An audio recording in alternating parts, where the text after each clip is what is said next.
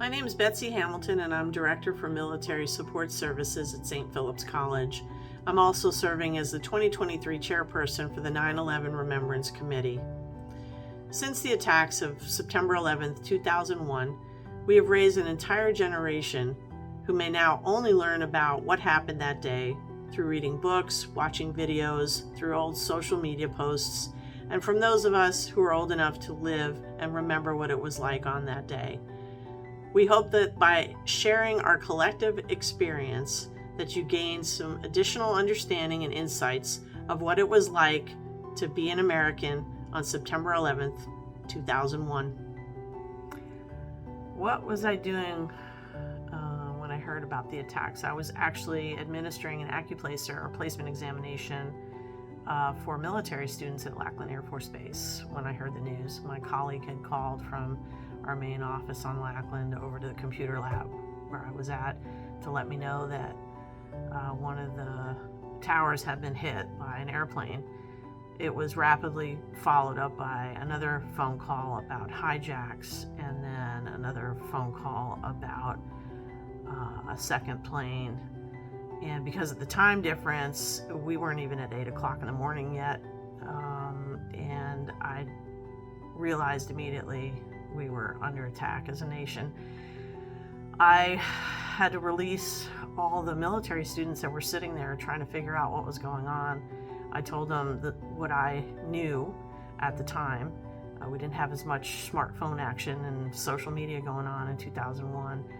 So I told them make sure that they had their ID cards and report back to their units because we were under attack, and they would learn more once they got back to their units.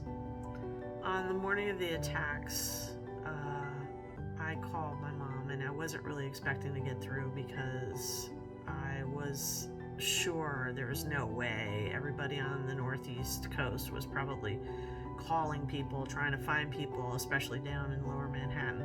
But she did answer, and listening to her cry, and I'll never forget, she told me they're gone. They're all gone. I can't believe it. They're all gone. And I didn't know what she was talking about. And I said, what do you mean they're gone? And she said, the towers, they're gone. She said, and just all those people, they're gone. She said, the towers are gone. And it took me a while to realize what she was trying to say. The full realization did not reach my brain until I managed to get home and turn the television on. And I literally turned the TV on to watching the South Tower collapse. And it was a replay because of the time difference. My family and friends on the Northeast coast had all witnessed things that I had yet to see. And it was horrifying, absolutely horrifying. Describes something that inspired hope for me on that day. To this day, I will always remember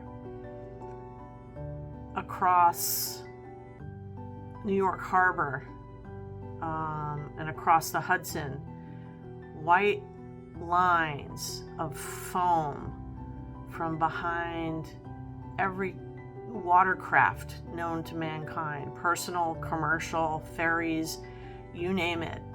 There were just white lines across the river trying to get to Battery Park, which is Lower Manhattan, and pick up people from there to get them out of there across the water, back across the water to New Jersey, to get them out of harm's way.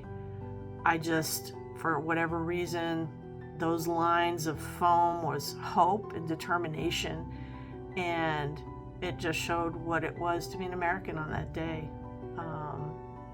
People trying to help and save people that they didn't know, weren't compensated for or anything. But that will always stick in my mind.